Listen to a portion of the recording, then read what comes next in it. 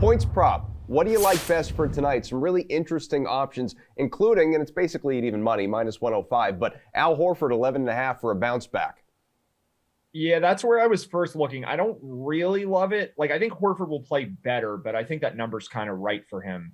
I'm going to make a pick that I've already made a couple times in this series, and that's the under on Steph Curry. I'll just take the best scorer in the series and go under there because I think the Celtics are going to play smaller. I think they're going to do a better job just not leaving him open. And if we really think about this matchup, like this should be a brutal matchup for Steph Curry. It was in game one after the first quarter. Like it was just so difficult for him to get open shots. And then game two, we were basically just letting Draymond Green set any kind of screen that he wanted to.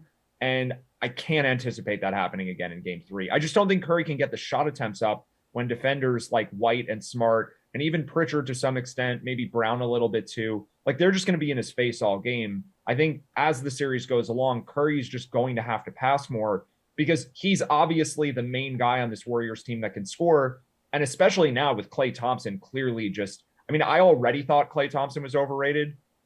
He's having a rough start to the series. He hasn't had the best playoffs overall either. So I think the Celtics realize that, and they're going to just focus even more on Curry. It's going to make him have to give up the ball. So I kind of like the under here at 28.5 points. Nick, Klay's looking for the self-motivation. He's been YouTubing himself. He's looking at Game 6 Klay clips.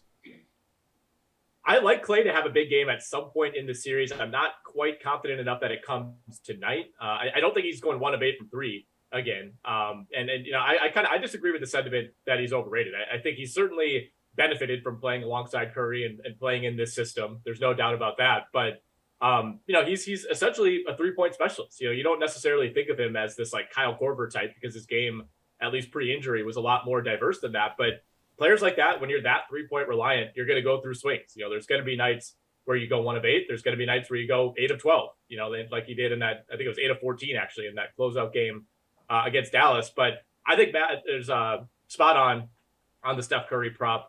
You know, it was a little concerning to me that it looked like he was on pace for like 60 points in game 1 and didn't even get to 30 in that game.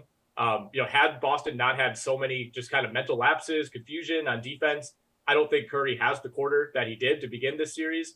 And if you watch, you know, matchup to matchup, it really hasn't mattered who's guarding him. Like he's really having a tough time creating space, getting by guys, whether it's Derek White, whether it's Al Horford switching out. Like, you know, not that Steph Curry is someone that's like constantly blowing by guys for layups, but he's having a difficult time. You know, he's having to go through a series of moves to try to create space.